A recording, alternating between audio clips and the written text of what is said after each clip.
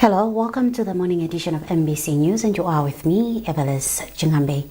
Coming up this morning, government reaffirms commitment to freedom as Malawi honors fallen heroes.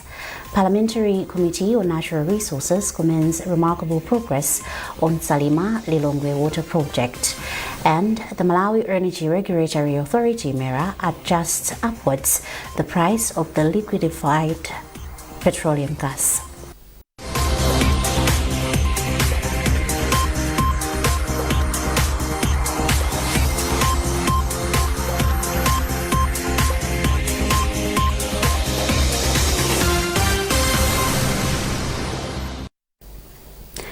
Thank you for joining us. Now the news in detail. Government has reaffirmed its commitment to resolving the many challenges facing the country, ensuring that citizens fully enjoy the freedom the martyrs fought for. Minister of Transport and Public Works, Jabi Muhango, shared this message on behalf of the State President, Professor Arthur Peter Mutharika, during this year's Martyrs' Day commemorations in Carter Bay. Musasi reports. In 1959, fighting for independence of this country was on climax and some Malawians died in the process. Most of them died near Nkatabe Jeten. Realizing the importance of remembering the fallen heroes, President Professor Arthur Peter Mutharika delegated Minister of Transport and Public Works Jabi Muhango to lead the nation in the commemoration. The activities of the event included laying wreaths where most of fallen heroes are resting, honoring the heroes at a memorial pillar, and service of worship. Delivering the message from the state president, Muhango said the government will ensure that it deals with the challenges facing the country for its people to enjoy the freedom the country has. Freedom is meaningless if people's living standards remain the same as they were before independence. But, as you are all aware, before the DPP took over the reins of power, the country was facing numerous challenges. Malawians face severe economic hardships, including high inflation. Distinguished ladies and gentlemen, I am pleased to report that the government of His Excellency Professor Arthur Peter Mutharika is doing all it can to reverse the trend. In his remarks, parliamentarian for Nkatabe Central Constituency Simon Vuwa Kaunda commended the leadership of Professor Arthur Peter Mutharika for taking a people-centered approach in governing the country. He cited the 5 billion Kwacha Constituency Development Fund, which he said will help in transforming lives of Malawians. I would like to thank His Excellency the State President, Professor Arthur Peter Mutharika, for coming up with the 5 billion Malawi Kwacha for every constituency in order to develop this country. And the people who died for freedom in this country, they were fighting in order to attain self-independence, to decide for ourselves where to put what development. The event, which brought together different people regardless of political affiliations, religion, tribe, and other aspects, was held under the theme, The Martyrs, a Great Model of Patriotism. Musase Cheyo, MBC News, Nkatabe. Minister of Labour George Gona has commended the Muslim charity organization Faizan Global Relief Foundation for its efforts in assisting government to address food shortages across the country. Gona, who is also Member of Parliament for Salima Central East, made the remarks at Senga Bay in Salima, where the organization distributed Ramadan food packs. Isaac Jali reports. At least 4,000 Muslims thronged Senga Bay in Salima to receive food packs from a charity Faizan Global Relief Foundation for the month of Ramadan. Speaking during the distribution exercise of the food packs, Member of Parliament for Salima Central East, George Gona, who is also Minister of Labour, commended the organization for the gesture, but urged other well-wishers to compliment what Faizan has done. He disclosed that in his area, many families are facing hunger due to droughts and erratic rains last season. I would like to thank FGRF for what they have done to us. They have really helped us. This season of Ramadan, not all of them manage to get food. Others, they don't have food. So coming to of FGRF that's a relief to us. And I think the community, as a community, I'm speaking on behalf of the community, we are very much appreciated for what they have done. I would like to thank His Excellency Professor Zachitika for helping us with the relief that we received, I think, three weeks ago. But, you know, we can't get it now. For his part, Director of Communication at Faizan Global Relief Foundation, Ibrahim Omar Mataya, said apart from providing food for Ramadan, the gesture is also one way of complementing government's effort in addressing food shortage in various parts of the country, saying to date, the organization has distributed relief food to over 15,000 families, and the exercise continues. Our Prophet Muhammad ﷺ has said, no believer is a true believer if his stomach is full and his neighbor is hungry. So with that, let me tell you that FGRF has not only been active throughout Ramadan. Obviously, yes, in the month of Ramadan, we have increased our efforts to complement the government's effort because our brothers and sisters in Islam are fasting during this month. Faizan Global Relief Foundation has so far distributed food to communities in Itiolo, Blantyre and Salima districts, while Mangochi is next. Faizan Global Relief Foundation, FGRF, is a non-government organization dedicated to creating lasting positive change by providing community-led holistic solutions to address the most pressing challenges of the modern times. Isaac Jali, MBC News, Salima. Police in the Central-East region have pledged to ensure the safety, security and protection of persons with albinism from any form of abuse or discrimination. Central-East Regional Police Commissioner Devlin Mankili made the commitment in Doha during an awareness event focusing on preventing attacks against persons with albinism. Mike Kalumbi has more in this report. Speaking during the event, which was spiced with a football match between Brigos and Mponela United among several activities, Mwamukiri said police officers will intensify night patrols and focus on areas where people with albinism live in order to provide them with adequate protection. What we have done is to order the police officer officers in charge in the region to identify people with albinism wherever they are, and not only identifying them but also visiting them to see how they live, interact with them, and make assurance to them that the police is there to protect them. Now, in doing this, we'll be having a lot of sensitizations, meetings with local leaders like the chiefs, the groups, village headmen, and the NGOs, and every stakeholder who has interest in the protection of people with albinism. For her part, Deputy Secretary for the Association of People with Albinism, APAM, Virginia Chimodzi, appealed to the police to put in place measures to ensure that people with albinism live freely, safely, and without fear. The security issues lies in the hands of the Malawi police in this nation. So they are the ones that provide proper security, despite protecting ourselves, but our security lies in their hands. Malawi Police Service is using sports, drama performances to mobilize communities and disseminate messages on the prevention of attacks on persons with albinism. Mike Kalumbi, MBC News, Lilongwe. As the world commemorates World Hearing Day, African Bible College, ABC, has underscored the importance of regular hearing checkups, noting that early screening can detect treatable causes of hearing loss. Favor Mpongolo, an audiology student at ABC, made the remarks in Zuzu, where the college, in partnership with Wezi Private Clinic, conducted a free ear screening exercise to mark the occasion. Chisomu Manda reports. African Bible College, in collaboration with Wezi Medical Clinic in Nzuzu, this year commemorated World Hearing Day, which is observed every year on 3rd March to raise awareness about the prevention of deafness and hearing loss, and to promote ear and hearing care across the world. The day was set aside by the World Health Organization. Speaking in Nzuzu during the commemorations, where they also offered free ear screening, one of the audiology students at African Bible College, Favor Mphongolo, said reporting to the hospital in good time whenever one experiences ear-related problems is one of the most effective ways to prevent deafness and hearing loss.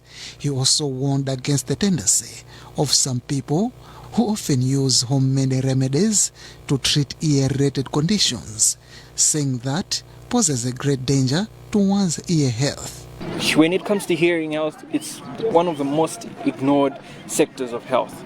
But we encourage you that everything that you're experiencing, considering your ear problems, come to us. Itching, pain, don't just use these local methods that we have been taught, including cooking oil, cannabis seeds. We are asking everyone to at least visit hospitals so they get the appropriate care instead of anything that can just injure and escalate the problem that you're having. The theme for this year's World Hearing Day is Act Now, so no child is left behind due to ear or hearing problems. The theme focuses on children because, according to the World Health Organization, school-going children with hearing loss globally remain undiagnosed and without access to the services they need. Chisomo Manda, MBC News, Nzuzu. The Parliamentary Committee on Natural Resources has hailed the significant progress made on the Salima Lilongwe water project. Following a tour of the Karo Civil's project facilities, Committee Chairperson Taone Henry described the initiative as a game changer that will decisively address water shortages affecting Lilongwe and surrounding districts. Charles O'Hara with the report. During the visit, Chairperson for Parliamentary Committee on Natural Resources, Taone Henry, applauded the contractor for the quality work and progress made so far, saying the project will significantly improve access to clean and reliable water for thousands of households. Valued at $315 million, the project is designed to pump 100 million liters of water per day from Lake Malawi to Lilongwe, Dowa and Salima. The infrastructure includes a Delifu water treatment plant, pumping stations at Katengeza and Imvera, and a 120-kilometer transmission pipeline. However, the committee acknowledged that financial constraints remain a challenge. Henry said the committee will lobby for increased funding to ensure the project is completed within the expected time frame. I must say that we're so much impressed with the progress so far, much as a lot of challenges that they have voiced out, but all in all, the project is massive, and we're so much impressed with the progress that has been done. Director of Finance at Kato Civils, Pride Perry, said despite funding challenges, works are progressing steadily, with partial commissioning expected in 2026 to allow early water supply. If the government can also prioritize us in allocation, that will help us now to push the project further and also to speed it up so that we can realize the completion of the project in the timelines it's supposed to be. The project, currently estimated at around 34 to 36% completion, is expected to benefit approximately 1.5 million people and strengthen the capacity of the Lilongwe Water Board to meet growing water demand and respond to climate-related shocks. Charles Wahara, MBC News, Salima. The Malawi Energy Regulatory Authority, MERA, has adjusted upwards the price of the liquefied petroleum gas from 3,740 kwacha per kg to 4,475 kwacha per kg. The adjustment represents a 22.65% increment. MERA has attributed the adjustment to the increased landing cost of the commodity. The authority further indicates that the current non-cost reflective retail pricing pushed importers to scale down importation of the commodity into the country. The authority has justified the adjustment, stating that it will help sustain the availability of the commodity in the country. Meanwhile, the price of petrol and diesel have been maintained. You're watching MBC News and you are with me, Evangelism. A reminder of the top stories. Government reaffirms commitment to freedom as Malawi honors fallen heroes. Parliamentary Committee on Natural Resources commends remarkable progress on Salima Lilongwe Water Project, and the Malawi Energy Regulatory Authority MIRA adjusts upwards the price of the liquefied petroleum gas.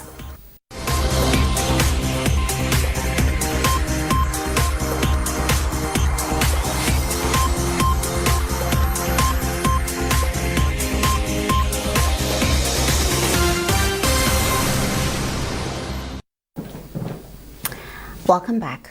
Malawi's tobacco production is projected to decline this season, with estimates indicating output could reach about 213 million kilograms, down from the 221 million kilograms sold last year. Chief Executive Officer of the Tobacco Commission, Evans Chilumba, says the projection follows findings from the just-ended first-round tobacco estimates survey. The first round estimates are showing that we are going to have production that is slightly lower than what we actually managed to produce last year. But currently we have sent a team that is now across the country running the estimates, checking how much we are going to actually have by the end of this year. So the figures are going to be pronounced somewhere mid-March. What has happened is, there was dry spell at some point in time during this planting season. And because of that, we anticipated that most of the tobacco did not actually grow to the length that we expected. And even when the rains had started, they started when most of the farmers had just applied their top dressing fertilizer. And eventually, because of the heavy rains that had poured, and it resulted into leaching of the nutrients that we expected to actually go into the plants. So most of the tobacco has actually matured before the actual leaf expectation for harvesting. One of the tobacco farmers, Smart Chitsulo, is worried as some of the tobacco was affected by a crop disease.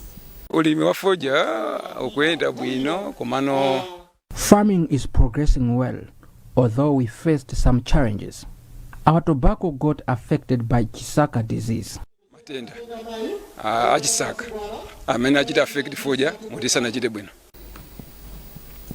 Deputy Director of Higher Education, Caroline Mali, has called on mathematicians across the country to take a leading role in driving Malawi's 2063 development agenda. Mali made the remarks in Zuzu, where Old Mutual awarded outstanding secondary school students for their exceptional performance in the subject. Blessings Kondwe reports. According to the Deputy Director of Higher Education, Caroline Mare, mathematicians have the ability to provide solutions to complex issues which the country faces. Mare further said through mathematics, the country can transform through information technology, innovation and industrialization to achieve Malawi 2063 agenda. If we have as many mathematicians as possible, they will be able to assist us as a nation to solve the different societal problems. Because in mathematics, there's problem solving as one of the key issues that we deal with. So if you look at the Agenda 2063, when we build capacity properly, human capacity development, it means that the type of citizens that we have, they're the ones that will be able to handle issues, challenges and problems that we have within the society. Old Mutual Head of Sales and Distribution, Gray Tewete, said the company will continue sponsoring the Maths Olympiad in order to improve mathematical performance, especially in rural secondary schools. I think the good thing is to look at the successes as well. Look at the community-based secondary schools. We have people that are coming in from the community-based secondary schools, competing at this level from the likes of Comes Academy, private secondary schools. So all those successes are actually giving us more edge to reach out to more students. Vice Chancellor from Zuzu University, Professor Wells Singini, said Old Mutual Maths Olympiad is making students shine and enroll with the university. Considering where we started from in terms of resources that were allocated into the partnership, we started with 7 million, but now 10 years down the line, we're talking about partnership of 45 million. And also when you look at the number of students that have been engaged since then, the number has just been increasing over time. Reynold Nyoni, a student from Marist Secondary School, emerged number 1 and went away with 200,000 kwacha. Month's Olympiad has clocked 10 years since Old Mutual started sponsoring the competition. Blessings Gondwe, MBC, Muzuzu. Farmers Organization Limited says the introduction of 2 new tobacco pesticides offers farmers an alternative that will foster the production of high-quality leaf. Marketing manager for the organization, Ronald Chilumba, made the remarks in Lilongwe during the launch of 2 new chemicals, Placebo Star and Vanina. First of all, the assurance comes from the research work that has been done locally here by ARET and the approval from Minister of Agriculture that these products are approved for use by tobacco farmers in Malawi. That's the first thing. That gives the confidence that farmers are dealing with products that are approved and are compliant. As you understand, tobacco is an export crop, and it goes to the international market where compliance issues are paramount. So having such trials done, research work completed, is the first step. And secondly, just to confirm that these 2 products that we are launching today are new technologies. They are coming in to replace old chemistry. So this gives the farmer an advantage. And we know over time pests do develop resistance. So this opportunity comes at the right time when we've been discussing about resistance from continuous use of some pesticides. When you're looking at the Vaniva, which is a nematicide, it's coming at a time when we have got limited options in this country when it comes to nematode control in tobacco. So this is a relief, and it's something that the farmers should adopt as quickly as possible.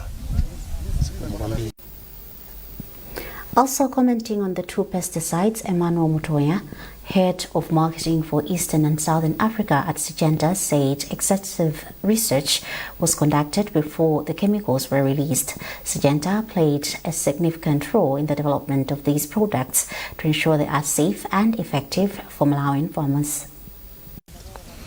I think the assurance is what you saw here today.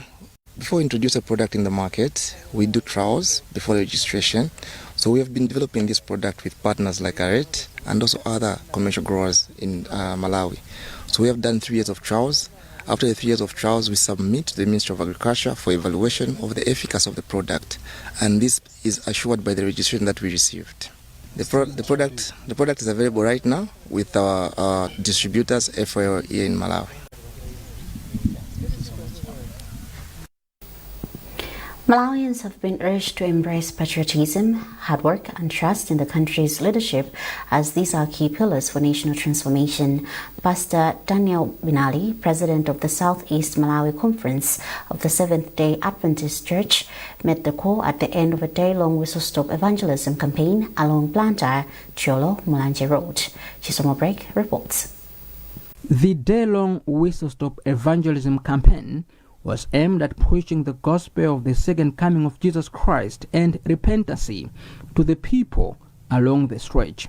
President of Southeast Malawi Conference, Pastor Daniel Binali, said as Christians await Jesus Christ, they have to be patriotic, peaceful, and have trust in the country's leadership that it will deliver to their needs. As the Seventh-day Adventists here in Southeast Malawi Conference territory, our aim is to make the church known to everyone, to be known in our territory.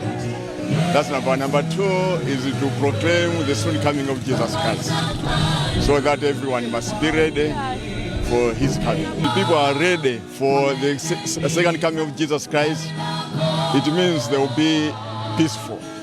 For sure, there will be no problems, since people will be ready for Jesus Christ.